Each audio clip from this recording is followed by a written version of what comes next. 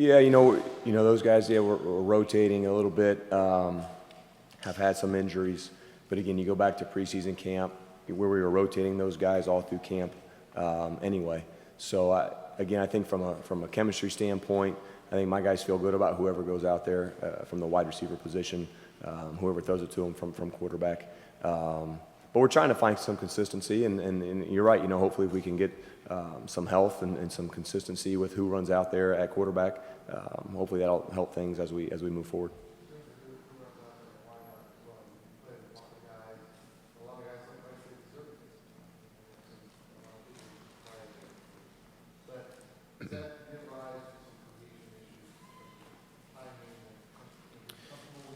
Yeah, from my standpoint, I don't think so. I'm not sure that maybe that you guys understand maybe how many reps we really take throughout spring football and preseason, and now that we've been practicing. I mean, those guys catch a lot of balls. They run a lot of routes.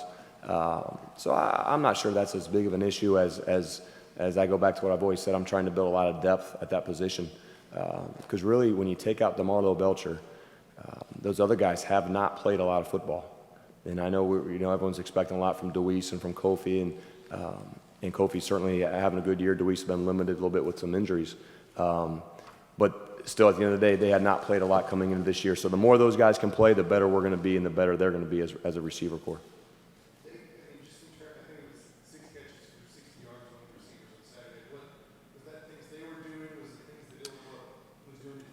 Yeah, a little bit of everything, really. Just one of those days. We didn't execute real well. Protection didn't hold up in different cases. Receiver running wrong routes. Quarterback misses. I think just a little bit of the perfect storm where we just couldn't get it going from a pass standpoint.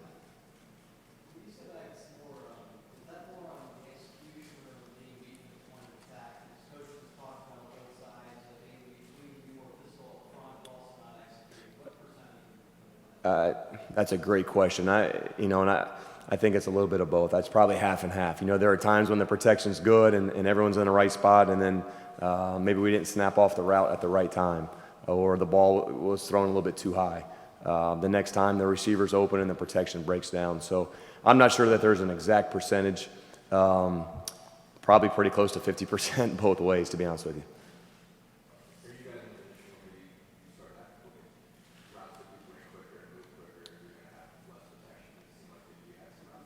Yeah, and I think what we're trying to do is call the right routes at the right time. We get in third long, we don't want to put our O-line in a position where they have to block for 5 to 10 seconds, and we don't want our quarterback holding the football.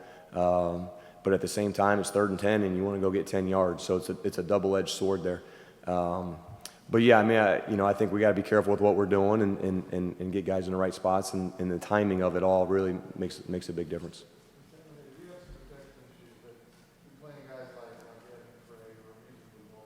Sure.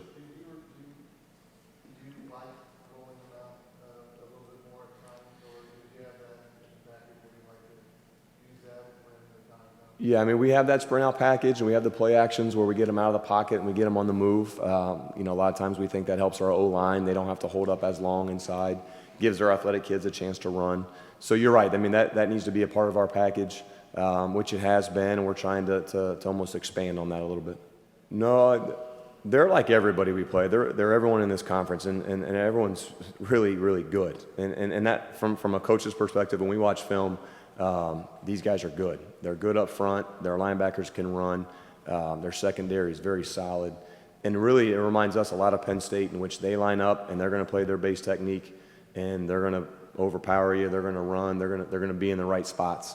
So I don't know if it's any new challenges, other than I go back to us looking at ourselves and making sure we execute the offense to the best of our ability.